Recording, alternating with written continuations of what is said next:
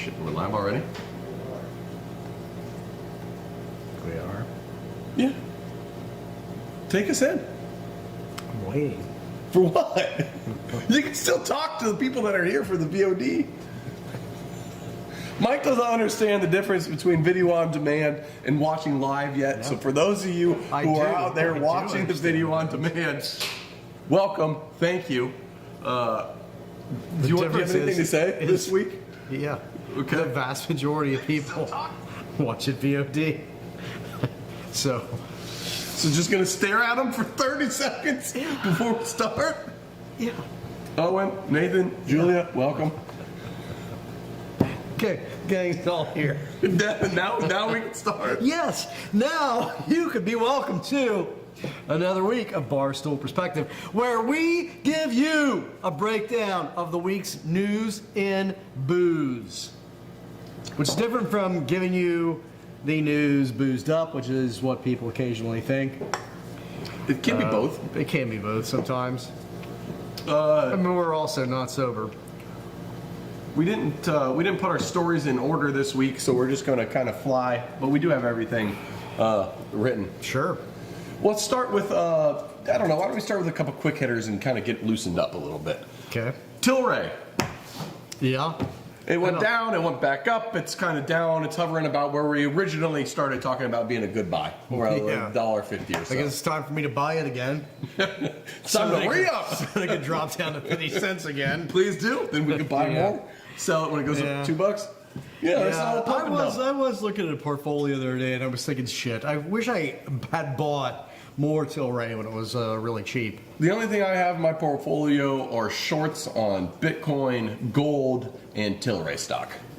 That's fair. Get ready for the pump and dump. Brew doggy updates. Brew dog layoffs. Brew dog layoffs have reached the colonial shore that is the United States of America. There are numerous layoffs that have been occurring at the facility in Columbus, Ohio, if rumors are true. However, the CEO won't confirm or deny anything. The only thing they'll say is we have had layoffs, but they will not say the extent of which layoffs are hitting. In Australia, it swirls the opposite way, but around the globe, Brewdog swirls the drain. Nice. I didn't know where you were going to go with that. That was good. $34 million loss. None of this is really news. We just enjoy watching the real-time collapse of Brewdog. It is fun. It is fun. I do like it when shitty people fail. Well, speaking of failing, would you like to talk about Ozempic killing business lunches next, or the New York Times opinion piece that came out this week on the easy steps to save craft beer? Let's do that one. There has been a New York Times opinion piece written by some boner whose name I don't remember. I'll look that up while Mike talks. But he basically came out and said there's a couple things that craft beer could do to save itself if it just paid a little bit more attention. Wow, like 2 or 3 things craft beer is going to be saved? Yeah, just 2 or 3 really really easy God, things. This guy's a genius. What are they? He figured it out for us, Mike. Wow. The 2 big ones are stop with the wacky beer names and stop with the wacky labels. Problem solved. Next, no more IPAs, please. We need less IPAs. Smaller cans. He's tired of the 16-ounce can. Mm-hmm. If they only put it in smaller cans, it's just better. It's better consumption for you. And if brewers only looked to Mesopotamia for an example of how beer was pervasive and everywhere in culture, maybe craft brewers could save themselves. You know, Brett, one of the things that Trump has done is force us to look back to the 19th century for a lot of like parallels the last time this thing happened. Mm-hmm, mm-hmm. So I think that this guy actually making us look back to Mesopotamia for the answer to the modern craft beer movement's problems. I think it's brilliant. First of all, Mark Robichaud was the guy who wrote this. Mark Robichaud, you're a fucking idiot. Are a lot of these beers named stupidly?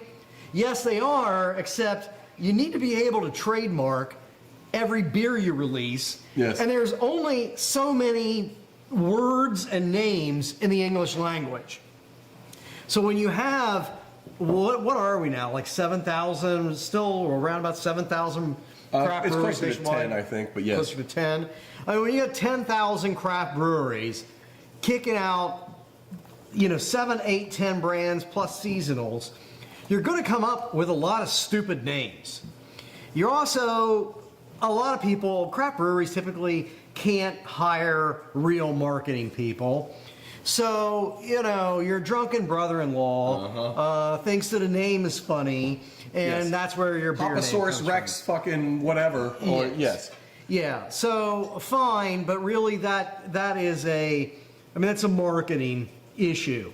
Why are all these IPAs being made? I absolutely agree with you. Would you please stop specifically with the hazy New England IPAs and bring back a variety of beer styles? But why is that happening, Brett? Because you guys are too dumb? It's happening because that's all distributors want, and that's all retailers are putting on them shelves. It's not the choice of the brewer. The brewer would love to make all the different styles, and if you go to their tap room, most tap rooms generally have a lot of different styles. But when the retailer says, I only want your IPA, we're only considering IPAs, that's all that's on the shelf. And it has this negative feedback. And the problem isn't that brewers don't understand that more selection is good. It's that retailers, especially corporate ones, just look at the numbers and they don't give a shit about anything else. What they see is that craft beer, the best selling thing is IPA, and it grows the most, so we're going all in on that and we're getting rid of the bottom sellers. And what they don't realize is that by having a selection, you draw more people to the craft beer section in general. And even though brown beers might sell 1 for every 10 IPA, it's still getting me over there to see what's going on. And when I know it's just dog shit IPA after dog shit IPA, I don't even check Kroger's craft beer section anymore because it's just going to be dookie. So it's actually huge corporations that are driving a lot of chasing the trend. That's exactly what it is. And I mean, it's not an invalid point that there should be a greater selection. Absolutely. And when we do, and we will get back to doing where we started with our podcast, Bruce Guy's Happy Hour, a history of American craft beer. The people that we have talked to in those early days, and we have talked to the greats, the thing that they all had in common is that they were doing really innovative beers.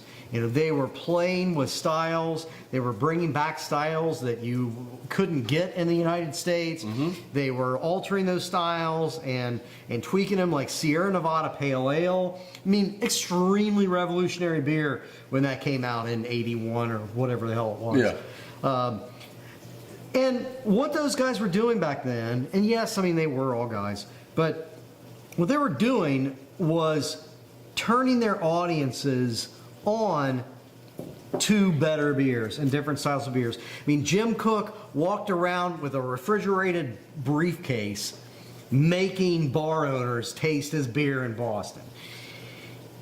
And so they used to train the consumer. They used to make great beers and then sort of challenge people to try this. Expand your palate. Here's what this style is. Here's why it's good. And these are the flavor notes you should pick up. And people started to do that. They started to appreciate beers more as a beverage. We're now doing the opposite. It is the tail wagging the dog. But that's not the choice of the breweries. I'd argue it's not necessarily the choice of the consumer either. It's the choice of the consumer. If you distill the consumer down to one person, yes, the choice is IPA. Yeah. But if you actually look at what made craft beer a lot of fun and different back in the day, it wasn't going to craft beer festivals and trying just the same core offerings from the same breweries that you've had and will have had forever. Stringing a pretzel around your neck and just getting hammered. It's learning and trying new styles and learning more about beer and what makes it different and special and fun. That was what was great, and that's why all these craft beer places blew up. And that's what the Brewers Association used to even push for, restaurant guide to what beers to carry. It wasn't all IPAs and 2 American lagers. It was like, look, if you got 10 tap handles, sure, 40% should be IPA. 4. But you need to have at least a lager, you got to have a stout, maybe a traditional lager, brown ale in there, pale ale. It was all these different things. Winter, you need to have a stout and a porter, and yeah, you're right. We're letting the tail wag the dog, and it's really too bad. And I do not blame the brewer as fault here, and I don't blame the consumer as fault. You're going to drink what you like and drink what you know, and most people know IPA. I blame the education breakdown on the distributor and the retailer level more than anything. yeah. And the distributor is going to say, it's not my fault, it's the brewery's job to educate, and the retailer is going to say, I'm just going to sell what sells. So, I mean, at the end of the day, we've got a lot of this, but... There's also just too many breweries. Sure. And it's been weird to see that it seems counterintuitive, but the more breweries we have had, the less variety we have seen. Because everybody is trying to find that buy-in, you know, they're trying to get tap handles, they're trying to get shelf space, and so yeah, it somehow just we keep modifying, chasing trends, which means we only make whatever sold well last week.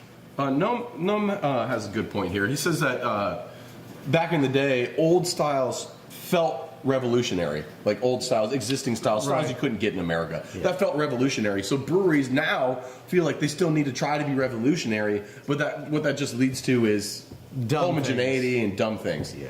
Gloop glop coming out of cans and fucking Merc juice. Right. Yeah, we put a bunch of Fritos in this beer. Great, good for you. I think the only points I really agree with him on are, I think stupid beer names is stupid. I think wacky labels, sure, also kind of dumb. And 16-ounce cans, I agree. Go away. I'd rather buy a 6-pack than a 4-pack 16s. I agree with that too. I don't disagree with any of his points. It's not killing beer though. But it's like the advice of you know what you should do, Brett? This is going to solve all your problems. Be rich. Problem solved. Okay, thanks for the advice, dickhead. You know, when you have a cold and you have a runny nose, well, if you just plug your nose, well, then you don't have a cold anymore. Right. Problem solved.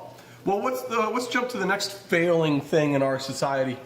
And I'm talking about the business lunch, Mike. The business lunch is dying, and you know who's to blame? Ozempic. It's taken everything from us.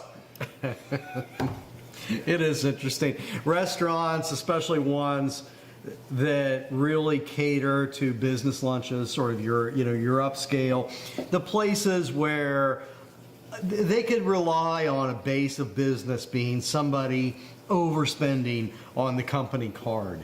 Yes, we're going to get some sales. apps. We're going to get a main that's probably too big for lunch. We're going to have a cocktail or two, and we're going to have several. Yeah, they're seeing those bills decline because people aren't ordering multiple courses. They're eating less. They're drinking less, and they are tracing it predominantly to the percentage of this country that's on those weight loss drugs, Ozempic and whatever the hell the other ones are. Yeah, it's all that class of drug. Yeah. So is this a bad thing for our country? I don't know. Is it a bad thing for the industry? I think it's a bad thing. I think it's certainly not the thing that's killing restaurants, but it's not helping. You know, it's one of the 1,000 cuts. Since it's north side of Cincinnati, the neighborhood that we record in here, our studios in, and where Urban Artifact is, it's never been like the huge lunch spot, at least in the last decade, like for places that you go out for lunches. So Mike, a long time, has always talked about how our neighborhood's kind of boring and there's not a lot going on. And then lately, you've been recording in the evenings on Thursdays, a different project that you got going on, and you went out afterwards and you're like, oh my God, this place is like a whole different place after 5 o'clock. And that's exactly the case. And I think this is the Ozempic effect in action as a neighborhood, where we don't have a lunch scene here in Northside. No. But this whole neighborhood opens up post 4 p.m. It does, and it's nice that it exists as a neighborhood. Yeah, I mean, Amy and I have been going out on Thursdays. You go to Hamilton Avenue, I'm like, holy shit. I thought all these were just vacant buildings because nothing ever opens until evening around here. It's a food desert. We have to drive 15 minutes to get lunch when we do this show. So yeah, I don't know. I mean, it is going to make alterations. Whatever. I don't run a restaurant. Should we? Do you want to talk about Michigan or Target next? Target's quicker. Let's do Target. So, Target is the first big chain grocery retail box store that has officially announced they will be launching hemp beverages in their store. That's huge. Huge. This legitimizes that section of the industry in a major way. Granted, it's only in Minnesota to start, but they're trialing it there. And there's a couple interesting points here that I want to get your feedback on. So one, does this indicate a sea change for other retailers? Can we expect the Krogers and the Albertsons and all of these big box stores to start selling hemp sooner than later? Probably. It depends on how they're structured. I mean, what I know, I don't know much. I don't know anything about Target. But I do know that my second book, uninspiredly named Cincinnati Beer, is sold in Targets regionally. So what that lets me know is that Target is pretty good about modifying what it sells to a local audience. It's not one size fits all for the whole country for Right. Target. So it bodes well for navigating all of these bullshit and quickly changing laws around hemp drinks. So they may be better situated than other companies to do it. But yes, I think that they're going to follow. I think Target, I mean, soccer moms love these weed drinks. Oh, yeah. And that's Target's demographic. So I think that it's a great move.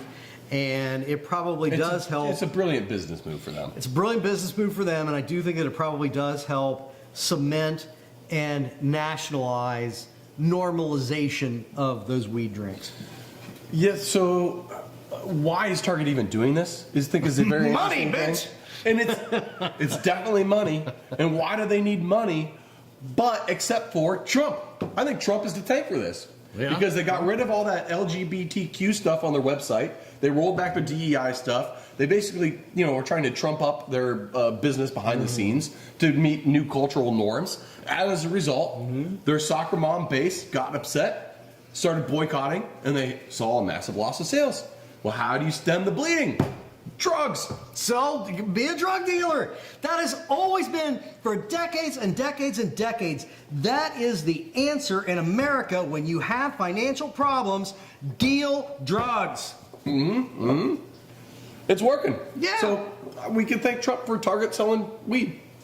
Sure. The last thing I want to talk about with this that I think is kind of intriguing is how, as a country, we are yet again falling ass backwards into absolutely ridiculous legislation and weird carve-outs and certain sections for hemp versus recreational marijuana, much in the same way that alcohol has FMBs, fermented malt beverages, or RTDs, or the ethyl lactate bullshit, which we've talked about off air, and spirit different taxes, and all this other stuff. It's happening again. We're doing it again. Yeah. The failure, I mean, obviously Congress is broken. It's been broken for a long time. I think that there are key things. They're not necessarily the most important things that we face, but daylight savings time, remember when we were going to get rid of that? Because 80% of the country realizes that it's awful and it does nothing but cost money and it's a problem. They can't fucking do that. One thing Trump might actually accomplish that's positive is getting rid of the goddamn penny that costs like 5 cents to make. But Congress hasn't been able to do that. I mean, they haven't been able to do the most basic shit. In a rational system of legalizing marijuana, taxing it appropriately, regulating these hemp drinks, as opposed to just being these unregulated loopholes in a farm bill. That is number 3. I mean, it's just a massive. Why would you create all of the havoc that this creates as a failure to, on the most basic level, do your motherfucking job as Congress? You took that in a different direction than I was expecting, but I didn't expect to go there either. I can't not agree. Sometimes a rant just comes out, Brett. On a like actual level of like I'm a consumer and I'm buying products in America that are going to mess me up. Like you go to the liquor store to get liquor in most states. Yeah. You can buy beer basically everywhere. Yeah. I see that making sense for cannabis. If you want the shit that's basically bath salts but made of THC that you need a crack pipe to smoke and stuff, fine. Go to the specialty store for that. But if you just want some low caliber, mildly intoxicating THC beverages, that makes sense to be able to go to Target. There's probably a lot of really wicked chemical shit that we should just ban. There's probably a lot of those like joints that you can buy in a convenience store with no regulation. Yeah. That probably just shouldn't be getting sold, period. Most likely, yes. But yeah, I think that, you want to put rational THC levels on hemp beverages and THC beverages. Fine, great.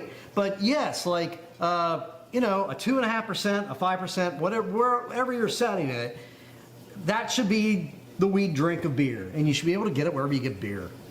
Yeah, agreed. Sounds like we're getting there. It's just going to be on the back end. All the language and laws around it are going to just be fucky. A lot of idiocy and inconsistency in between. So if you're not from Michigan or a border state, you might not know that Michigan has extremely cheap recreational cannabis. That's great. It's some of the best stuff in the whole country for great prices. And as a result, it's been very easy to get. There's been no limit on the amount of dispensaries that can open, and there's a ton of dispensaries. And we're actually seeing some really good economic revival. However, it looks like there might be change happening there that may or may not be related to incompetency of government. Mike, you've done a little bit of a deep dive on this, so why don't you give us the scoop? So one of the things Michigan is doing right now is they are poised to pass a 24% tax, wholesale tax on marijuana. An almost 25% tax on anything. It's a lot. Is a lot. That's a lot. So the prices are clearly going to go up. But, what Michigan has done there, Michigan is the only place that I've seen really do weed well. Like British Columbia in Canada does weed similarly to Michigan. It's pretty good. And you can use a credit card, which is nice because it's federally legal. Oh, nice. But Michigan, the experience is good. Like here in Ohio, I don't buy a lot of weed, but you can't use a credit card because it's still federally illegal. But you also can't just like shop in the store. You have to like order stuff advance and go in and pick it up. And it's a whole hassle. It's a bullshit experience. In Michigan, you can walk into a store. A lot of them are really nice, and they look like a jewelry store. Mm-hmm. And you have really knowledgeable salespeople. I think they're called bud tenders, Mike. And the bud tenders are, in fact, sort of the sommeliers of weed. Oh my God. Fucking so man. If you're a stoner or you're just like, I don't really smoke a lot of weed. Can you help talk me through what I might like? And it's actually a very nice experience, very positive commercial retail experience that you have buying weed in Michigan. Mm-hmm. But as tax, right now, like if you qualify for a license because you have whatever, you check off the boxes, you get a license. The problem is that the people that have the licenses, and several of them have made these really lucrative multi-retail chains, retail store chains. Tens, if not hundreds of stores. The big guys are trying to pull up the ladder. They're saying we are being hit by too much competition. We're capitalist, except for when capitalism is inconvenient for us. We may have over-leveraged ourselves, so let's pull up the ladder behind us to prevent any other newcomers. Yeah, they have there's 13 different weed-based businesses right now that are in receivership in Michigan. So they're on some level of bankruptcy. Mm-hmm. Although I don't know that that's a high number for how many distributorships they have. The problem with this legislation is that, so there are a couple things that are proposed. One is to limit the number of retail distributorships, distribution stores, retail stores, to one for every 10,000 people. which I think is the same as we theoretically do for a bar license in Ohio. It's like 1 per 10,000. And that doesn't sound irrational. And they're also going to regulate all of these unregulated things, hemp drinks and the bullshit, Delta 8 joints you buy at the convenience store, etc. That second part, that's fine. Put it under a regulatory framework. The problem with this limitation of the number of stores is that when Michigan passed this law, it let local governments control how many dispensaries you had or didn't have. So through zoning, you could prohibit them entirely. And a lot of places did. You've seen that in Ohio as well. You can't have a dispensary anywhere in our town, or it's so restricted that you're not going to want to do it. But other places decided that this is our key as a municipality to economic recovery. We're going to be like a really weed-friendly destination. People are traveling for this. It's a tourism. It's tourism bait, basically. That makes sense. There's some town, I don't remember the name of it. Bay City. I have been to Bay City, and Bay City decided to really lean into weed. And Bay City is sort of this like dead Rust Belt town, but it's actually cute as hell. It's got a lot of great 19th century architecture. It's on the bay, not shockingly. And there's a lot of dispensaries, and they're very weed friendly. But there's another one actually, Menominee. It's in the Upper Peninsula, and Menominee only has a population of 8,000 people, but it currently has 7 dispensaries because it's on the Wisconsin border. It's in the Upper Peninsula. I'm sure it's a beautiful place because it's probably beautiful up there. That's going to screw a place like that over because they are trying to lean into, we are a weed tourist destination, the way that Kentucky does with bourbon. And does Kentucky have too many distilleries? Yes, it does. But is it a problem? No, because there's a whole tourism trail and the cultural trail around. It's Brown-Forman, and it's probably a problem. Sure, but So I don't know. It's pros and cons. I get the point. There probably should be some limitation, but I think that they're probably poised to screw up being the one place in the North American continent that seems to really be doing weed well, the business of it. Yeah, well, it makes sense. Once big money's starting to get involved, then it's easy to to succumb to bullshit regulation when it doesn't sound like they really need it yet. No. There's people that live here in Cincinnati that I know that drive up several times a year to Michigan just to load up on cheap product and drive back. Yeah. You have states that do weed poorly. California is probably example number one. Which is the ultimate irony of the whole situation. It really is. But they have botched weed so badly that they still have this huge unregulated illegal weed market because to buy it legally is expensive as hell. So the black market is still really thriving in California. In Michigan, why the fuck would you go to a drug dealer to buy weed? Yeah, you can do it safe and better anywhere with better selection. That it's a regulated product. There's nothing dangerous about it. And you can't get it cheaper from a drug dealer, like a street drug dealer. No. So they've done it well, but apparently in America, anytime government does anything well anymore, somebody has to come in behind and fuck it up. Yeah, it's going to be interesting. It's going to be something we're going to keep an eye on, so we'll keep you updated on how things progress with Michigan. But let's hope for all of our sakes and the sake of this burgeoning industry that they keep it right and they keep getting it right. It'd be great to have another state to look to as a good example. Let's jump to, I think, a fun little story out of Florida. It's not fun. Yeah, it's not a really fun story. It'll be fun for us to talk about, I guess. The content's not fun. Somebody died getting too drunk at a Florida bar, and they... well, actually, somebody died in a car crash because somebody was driving drunk as shit. The drunk person killed somebody. The person who got killed is... their family is suing the bars that served that guy that night. 3 different bars. And I don't know, the person's name is Leslie, which is an androgynous name, so I don't know if it's a guy or a woman, but yes, three different bars got Leslie hammered. And Florida has what's called the Dram shop laws, where you're not allowed to sue a bar for over serving somebody and then them going and doing something that hurts somebody, which isn't the case in Ohio, which is why we carry a very expensive insurance. Yeah.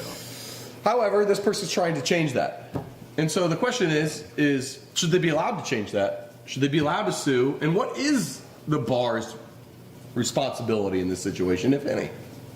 Yeah, I mean, the whole Dram shop law thing, this lawsuit is against 3 bars, but it is apparently trying to change the Florida system, challenge the Florida system, and eliminate, like, Florida's existing Dram shop protection. Mm-hmm. So, like, federally, thanks to Mitch McConnell, you can't sue a cigarette company for giving you cancer, even if they knew they were giving you cancer. Florida apparently has something similar in terms of bars and dram shop liability. And I don't know. I mean, whether insurance is covering it or insurance is not covering it, I think this whole question is complicated. Yeah, to say the least. And I, as a bar owner, I kind of think at some point in time, personal responsibility needs to take ownership here. How can we control what everyone's doing after they come here? What if they come here for one drink and then went and slammed a pint in the parking lot of liquor and then drove home? Who's liable then? You can't. You don't know. And how do I know they're driving or not? What if they're high as hell? You don't know whether they're driving or not. I mean, what if they're stoned so much fucking weed smoke all the time, everywhere outside of bars? Like, how are you to say what did it exactly? It's not, from a practical standpoint, you as a bar can't be policing all of your customers. And if they're drunk as shit and they're not driving, so what? Yeah. I think that this, the whole blaming the bar, unless there are really extraneous circumstances, you know? Sure. I mean, like I did, and this is a true story. I still remember it because of the terror and how shitty I felt about it. And this is my youth. I mean, I was in my 20s and I was tending bar at this Ramada Inn. And this guy came in and he was already pretty liquored up. And I serve him several, like, very well poured drinks. And we had these, like, cups. I don't know. They were nice cups. Yeah. And I pour him some really strong liquor drink. And he says, you know, I would like to take this glass with me, you know, with the drink. I'll give you like $5 for it. Well, I don't give a shit about Romano's glasses. So I'm like, cool, you know. Yeah, take your drink. And I assume that this drunk fucker is roaming back to his room. Yeah. But, I mean, he says to me, and I thought he was joking, he says to me, like, this would fit so perfectly in the cup holder of my Corvette. And I thought it was a joke. Yeah. Well, the guy leaves, and I thought he was coming back. I thought he just went to take a piss. I go and I talk to the person working at the front desk. I'm like, hey, where'd that drunk guy go? And she says, oh, well, he got in his Corvette and he took off. And I still remember this because of the terror. I was like, holy shit. If that guy kills somebody, I did it, right? So, I mean, there are extraneous circumstances, but generally speaking, it's not your job to police your customers, you know? I just don't see how you can. It's like such a can of worms. It's such a can of worms. And then most of the time, you just don't. As a result, you don't because you can't. How can you?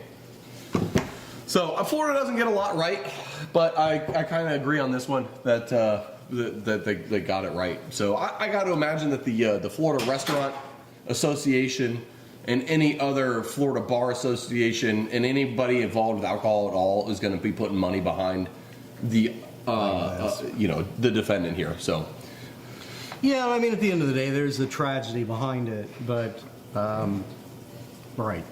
Yeah. All right. That's the show this week. We love you, people. We'll see you next week.